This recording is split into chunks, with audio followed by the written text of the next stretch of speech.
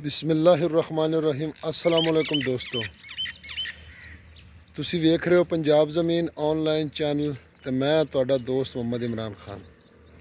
अल्लाह ताला दी बारगाह विच दुआ है कि जिन्ने भी मेरे दोस्त ने, मेरे सबसक्राइबर ने, मेरे व्यूवर ने, मैनूं देखण वाले ने, सारिआं नूं अल्लाह ताला अपने हिफ्ज़ो मान विच रखे। अल्लाह ताला सारिआं नूं 5 वक्त नमाज पढ़न दी तौफीक अता फरमावे। ਜਿਹੜੇ भी दोस्त चैनल ते नवे ने चैनल सबसक्राइब करें तो पहले घंटी प्रेस करें कि ਜਿਹੜੀ भी मेरी नवी वीडियो आवे सब तो पहले तुहाडे दोस्तों तक पहुँचे।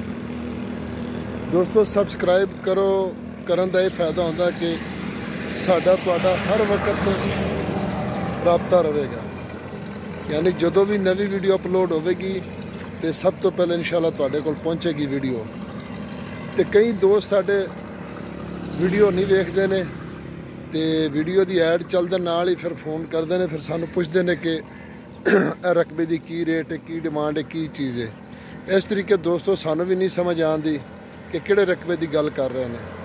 लिहाजा मेहरबानी जिन्ने भी दोस्त इस गल का माइंड भी ना करन, वीडियो मुकम्मल वेख के उस तो बाद जेहड़ी इन्फॉर्मेशन लेनी इंशाअल्लाह असीं ताबेदार हाँ। तो अल्हम्दुलिल्लाह असीं आप खुद रकबियां ते रकबे के उत्ते जाके टुर फिर के तुहानूं रकबा विखाने चल फिर के। तो इंशाअल्लाह मेरा ख्याल है कि इस तरीके ना तो कोई यूट्यूबर भी नहीं विखांदा जिस तरह इंशाअल्लाह मैं कोशिश करना कि अपने दोस्तों तक, अपने प्यारिਆਂ तक अच्छी तो अच्छी ज़मीन ते अच्छी जनाब अली ज़मीन के बारे मालूमात लाइव दिखाया जाए। तो दोस्तों मैं तुहाडी खिदमत में हाज़र हाँ। 4 कनाला जगह दोस्तों ये मेरी अपनी ज़ाती मलकीयत है तो अल्लाह ताला दी, लेकिन अभी इस टाइम ये साड़ी अपनी है समझ लो। ये 4 कनाला जी मेन रोड है, फोटाबाद, हरुणाबाद, बहावल नगर, डूंगा बूंगा शहर है जी। तो यह सामने फैक्ट्री है दोस्तों। तो बाकी आ पिछे सारिया कलोनियां ने, बोर्ड वाइटल बोर्ड तो पिछे जी सारिया कलोनियां ने। पिछे रेलवे दोस्तों, इनका पिछे भी बहुत फ्रंट है। इनका फ्रंट 109 फुट है दोस्तों, 109 फुट इनका फ्रंट है दोस्तों। तो ऐसी तुहानूं विखा रहे हैं जिथे यह किकर पिया सुक्का जिहा, इत्थों नुक्कर च यह छोटा किकर तो यह सुक्का किकर पिया जी, यह डिग्गिया दरख्त पिया। तो यह नुक्कर च एक मरला असीं पिछले साल वेचा जी 5.5 लाख नूं।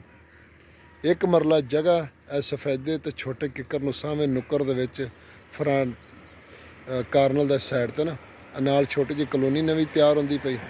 ते ये सी एक मरला वेचा दोस्त 5.5 लाख च।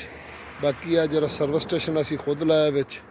ते जेहड़े भी दोस्त लैना चाहन, पिछे रेलवे का बहुत फ्रंट है, इधर सरकारी गोदाम का रस्ता जाता है, अगे मेन है। तो इस साइड ते ये तुहानूं चल के विखाने अच्छी तरह वेख लो। इहदे पेट्रोल पंप भी लग सकता है, मार्केट भी बनाओ, कलोनी कट के बेचो तां।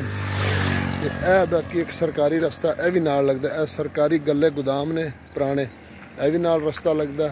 तो यह मेन रोड है दोस्तों। तो यह सामने शादी हाल बन रहा है, यह देखो नवा तमीर हो रहा है।